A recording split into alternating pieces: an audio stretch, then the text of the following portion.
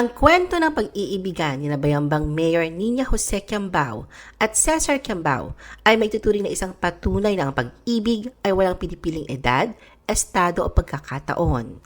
The Philippine Showbiz List presents Nina Jose and Cesar Quiambao Love Story.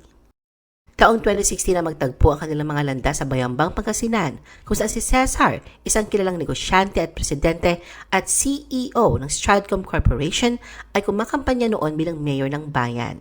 Malaki ang agwat ng kanilang edad.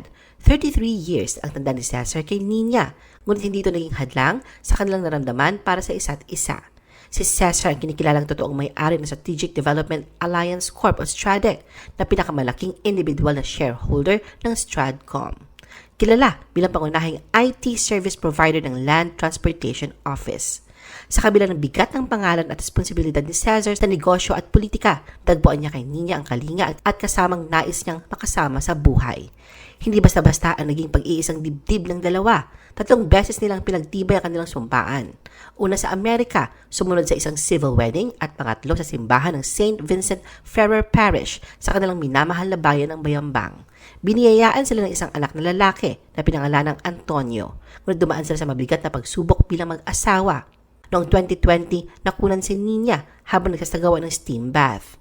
Ang kanilang pangalawang anak na si Maria Cristiano Isabelo ay hindi nila nakasama ng matagal at inilibing sa St. Vincent Ferrer Prayer Park bilang alaala ng isang anghel na saglit na dumaan sa kanilang buhay.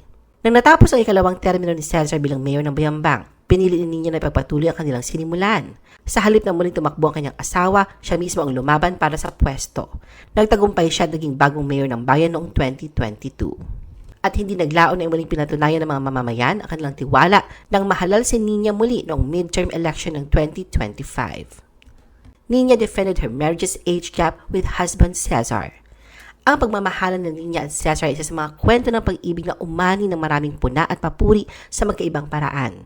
Hindi may kakailan na naging sentro ng usap-usapan ng kanilang malaking agwat sa edad.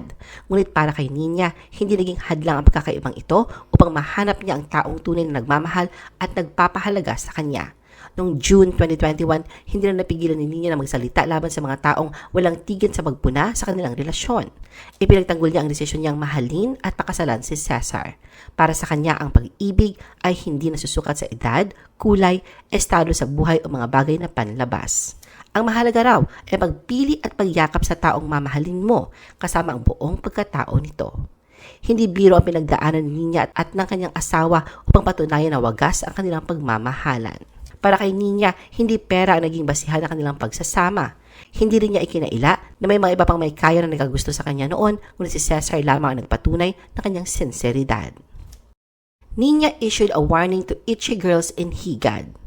Muling naging laman ng balita si Nina matapos niyang maglabas ng matapang na paalala para sa mga babaeng umano'y nagpapaligid-tigid sa kanyang asawa na si Cesar.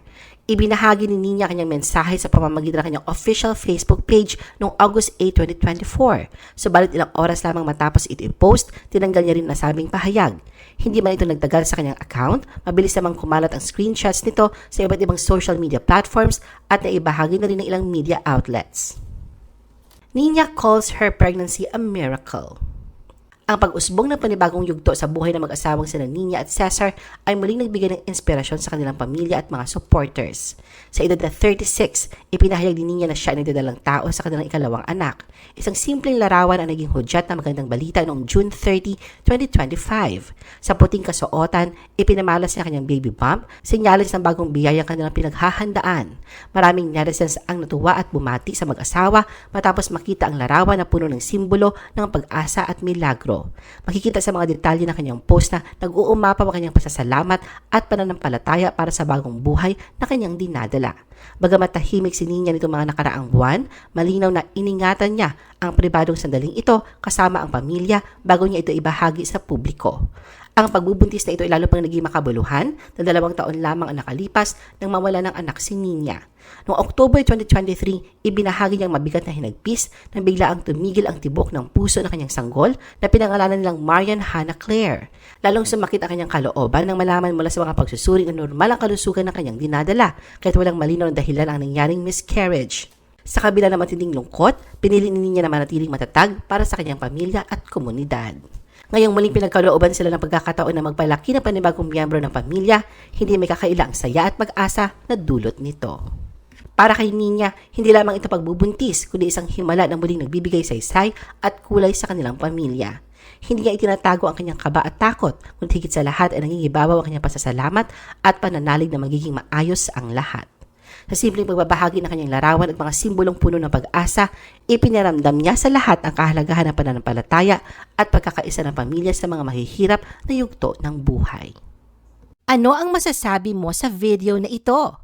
Mag-like o mag-react at huwag mahiyang mag-comment. For our YouTube viewers, huwag kalimutan mag-subscribe at i-hit ang notification button. At para sa aming Facebook viewers, mag-like at follow sa aming Facebook page para updated ka sa mga showbiz chika. Thanks for watching!